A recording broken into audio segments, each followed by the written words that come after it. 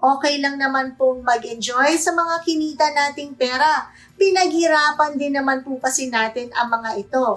Ngunit, tandaan, ang sinasabi po lagi ni Mr. Rex Mendoza, sa paggastos, kurot lamang, wag dakot. Remember, it's not bad to treat yourself once in a while, but you should also know how to properly manage and maximize the extra money you receive for your future.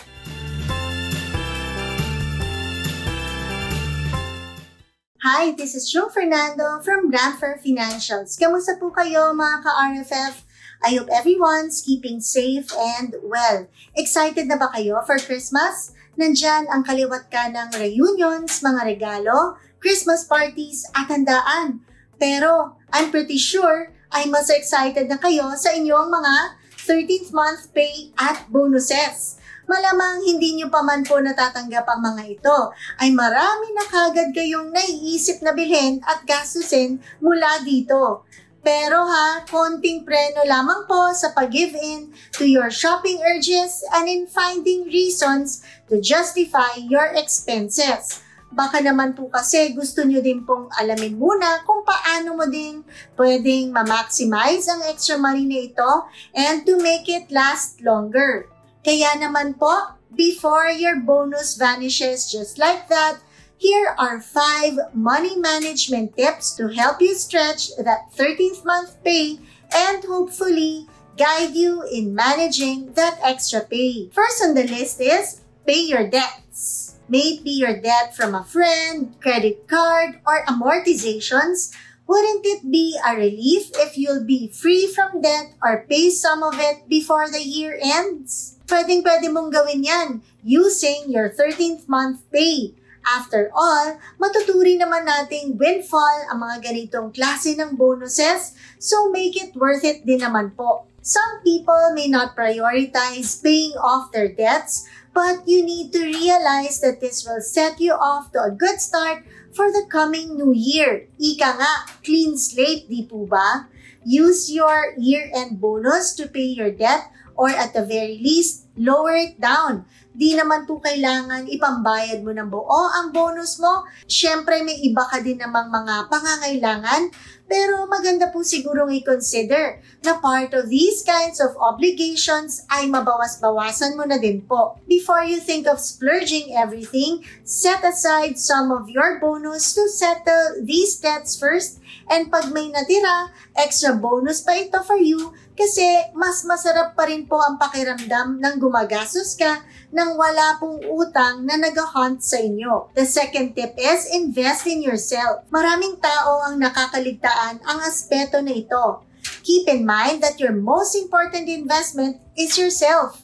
It wouldn't hurt if you'll use a portion of your Christmas bonus to invest in your personal growth. Again, di po kailangang mahal pero you can look for affordable courses or seminars that can help you enhance your knowledge and skills or even fuel your passion. Mamili ng mga libro o iba pang mga resource materials that can refresh and improve your knowledge. Tandaan na ang edukasyon o kaalaman ay isa sa mga bagay sa mundo na worth pagkagastusan because its value lasts a lifetime. And so moving on, another tip is number 3, which is invest in your own business. Kung ikaw ay matagal nang nangangarap magkaroon ng negosyo, maaaring simulan mo na in a small scale using 13th month bonus.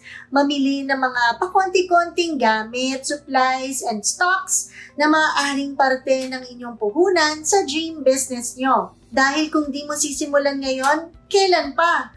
Mas madaling i-pursue ang isang goal kung may nakataya ka ng pera, di ba? Kaya naman, there's no better way to fund your dream business than using part of your bonus. At kung may existing ka naman na negosyo on the side of your employment, gamitin mo din ang parte ng bonus mo para makabili ng additional na mga kagamitan o bagay na maaaring ikaganda pa o ikaka-improve pa ng inyong existing na negosyo.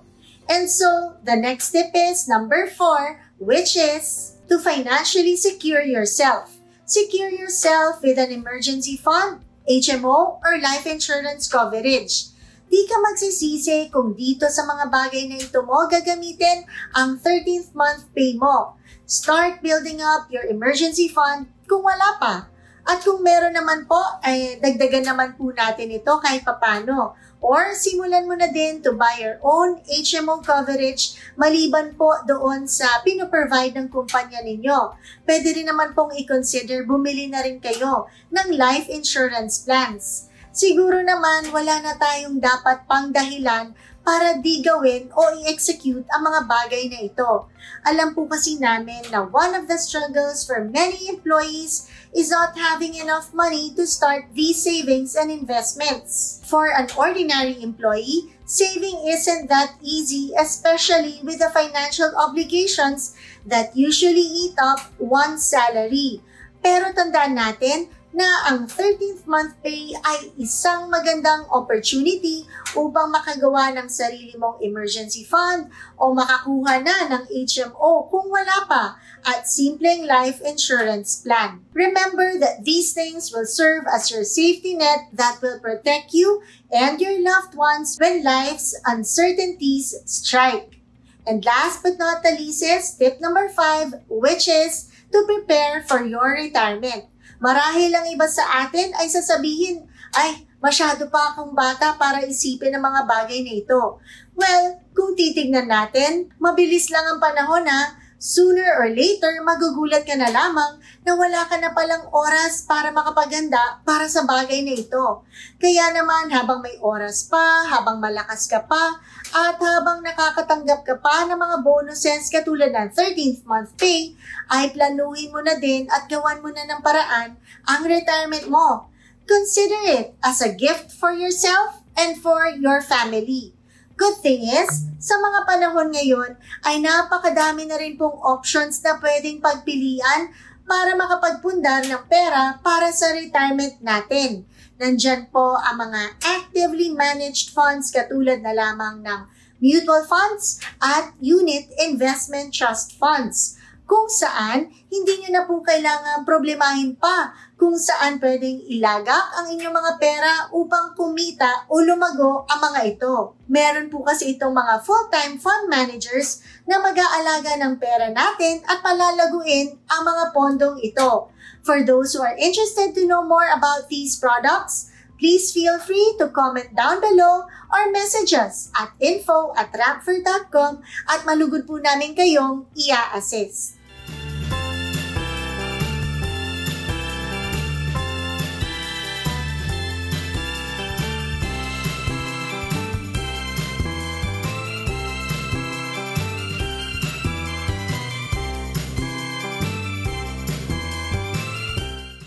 In the end, if you won't act smart, the year-end bonus and 13th month pay that you've been waiting for can easily vanish in the blink of an eye.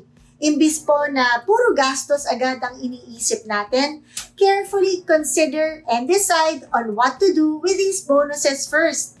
Ang lifestyle inflation ay nangyayari when people who earn more also tend to spend more ha. Again, okay lang naman pong mag-enjoy sa mga kinita nating pera. Pinaghirapan din naman po kasi natin ang mga ito. Ngunit, tandaan, ang sinasabi po lagi ni Mr. Rex Mendoza, sa paggastos, kurot lamang, wag dakot. Remember, it's not bad to treat yourself once in a while, but you should also know how to properly manage and maximize the extra money you receive for your future. So there you have it. Sana po ay may natutunan kayo sa simpleng video na ito. If you have friends or relatives who might be interested in these kinds of contents, we hope you can share this video with them. And for those who haven't pa din po, please do subscribe to our YouTube and TikTok channels, Rampfer Financials, para po lumaki pa ang ating community. Because that also means we can help more people fulfill financial dreams. Again, muli, ito po si Jung Fernando saying thank you so much for watching, for your continued support, and we'll see you again in our next video. Stay safe and God bless, mga ka-RFF.